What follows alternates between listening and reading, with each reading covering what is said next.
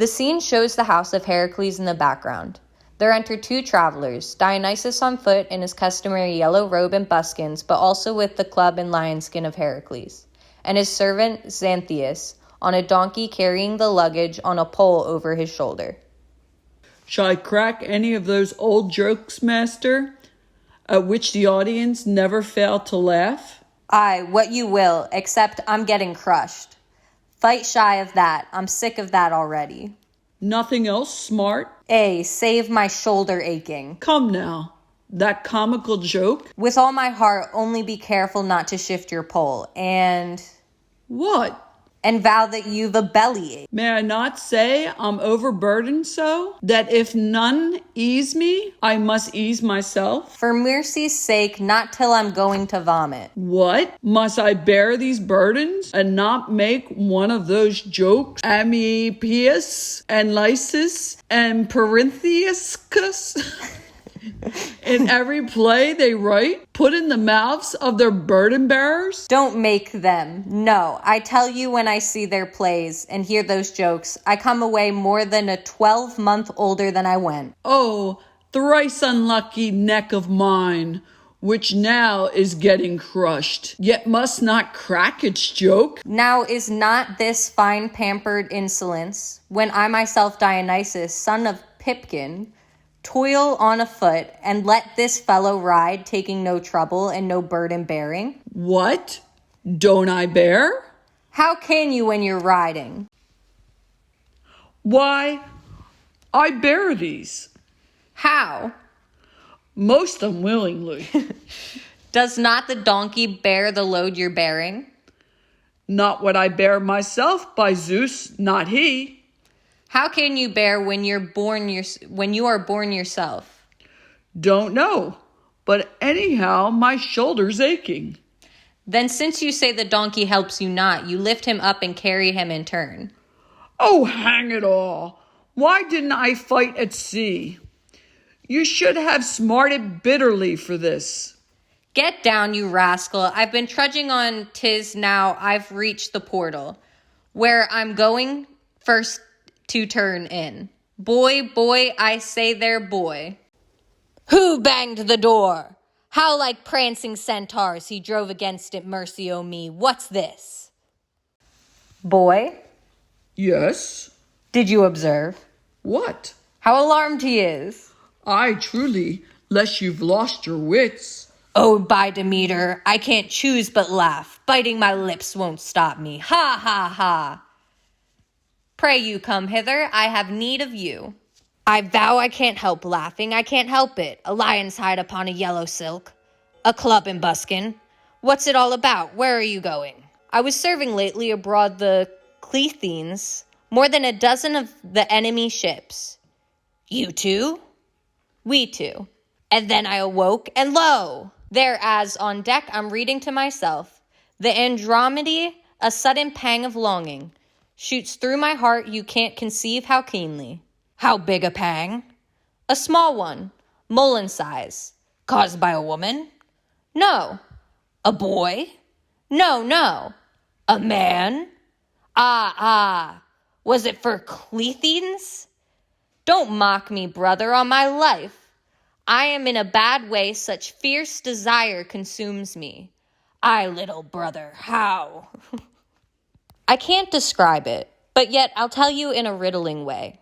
Have you ever felt a sudden lust for soup? Soup? Zeus on mercy, yes, 10,000 times. Is the thing clear, or must I speak again? Not of the soup, I'm clear about the soup. Well, just that sort of pang devours my heart for lost impurities. A dead man, too. And no one shall persuade me not to go after the man. Do you mean below to Hades? And lower still, if there's a lower still. What on earth for? I want a genuine poet, for some are not, and those that are bad. What? Does not Iphon live? Well, he's the sole good remaining, if even he is good. For even of that I am not exactly certain. If you go, there is Sophocles. He comes before Epicurides. Why not take him? Not till I've tried of Iphon's coin ring true. when he's alone apart from Sophocles. Besides, Eperides, the crafty rogue, will find 1,000 shifts to get away. But he was easy here, is easy there. But Agathon, where is he? He is gone and left us, a genial poet, by his friends much missed. Gone where? To join the blessed in their banquets. But what of Xenocles? Oh, he be hanged. Pythagoras? But never a word of me? Not thou my shoulders chafe so terribly? Heracles? But have you not a shawl of little songsters? Tragedians by the myriad, who can chatter a furlong faster than Euripides? Those be mere vintage-leaving jabbers, choirs of shallow broods degrading of their art, who get one chorus and are seen no more. The muses' love once gained. But oh, my friend, search where you will, you'll never find a true creative genius uttering startling things. Creative? How do you mean? Who'll dare some novel venturesome conceit? Ere Zeus' chambers, or Time's foot, or this, 'twas not my mind that swore, my tongue committed a little perjury of its own account. You like that style? Like it, I dote upon it. I vow it's ribald nonsense, you know it. Rule not mind, you've got a house to mind. Really and truly, 'tis paltry stuff. Teach me to dine. But never a word of me.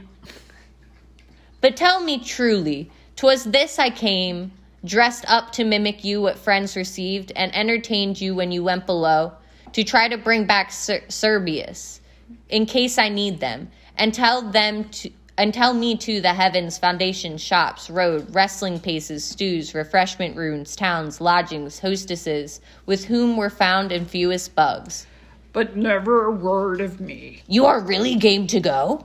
Oh, drop that, can't you? And tell me this, of all the roads you know, which is the quickest way to Hades? I want one not too warm, nor yet too cold. Which shall I tell you first? Which shall it be? There's one by rope and bench, you launch away and hang yourself. No thank you, that's too stifling. Then there's a track, a short and beaten cut, by pestle and mortar. Hemlock, do you mean? Just so. No, that's too deadly cold away. You have hardly started ere shins get numbed. Well, would you like a steep and swift descent?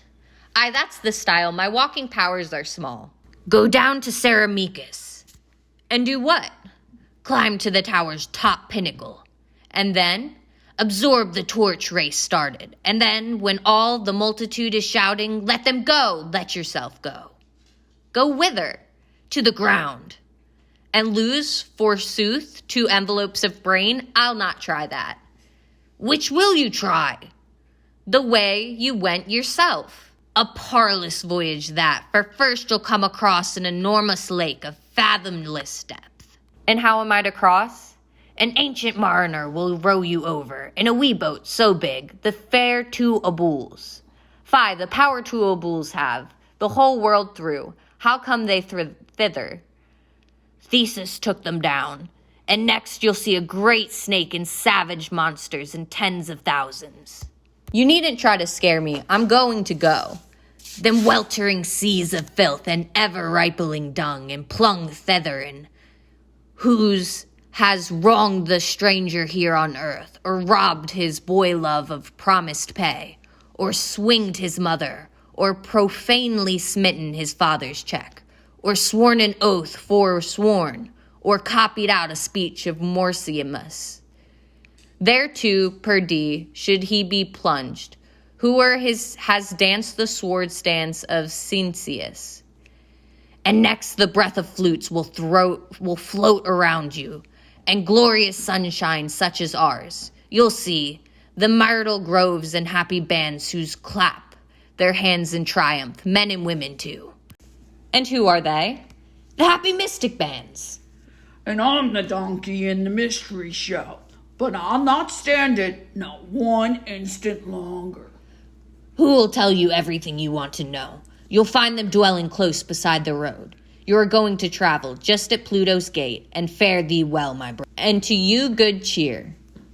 Exit Heracles. Now, Sirrah, pick you up the traps. before I put them down? And quickly, too. No, prithee, no, but hire a body. One they're carrying out on purpose for the trip. If I can't find one?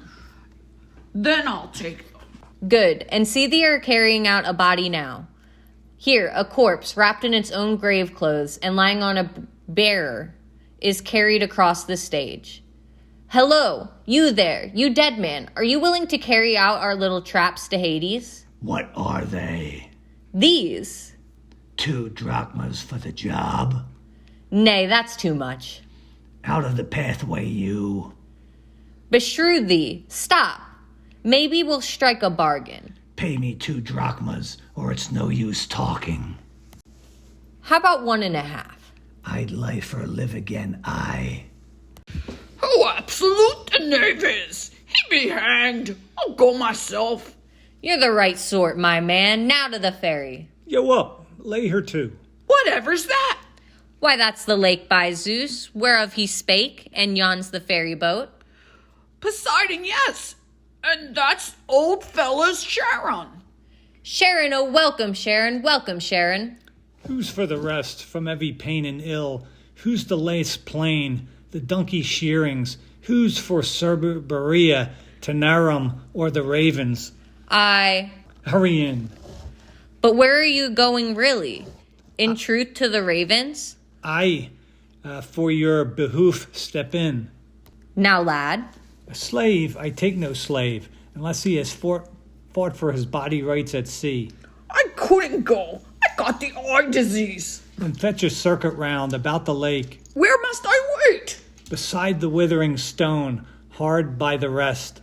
You understand? Too well. Oh, what ill omen crossed me as I started. Exit. Sit to the oar. Who else for the boat? Be quick. Hi, what are you doing? What am I doing? Sitting on the oar. You told me to yourself. Now sit you there, you little potgut. Now stretch your arms full length before you. Come, don't keep fooling. Plant your feet. Pull with a will. Why, how am I to pull? I'm not an oarsman, seaman, Salaminian. I can't. You can. Just dip your oar in once. You'll hear the loveliest timing songs. What from? Frog, swans, most wonderful. Then give the word. Heave ahoy, I. Pre-kek-kek-kex, co-ox, co-ox. Pre-kek-kek-kex, co-ox, co-ox.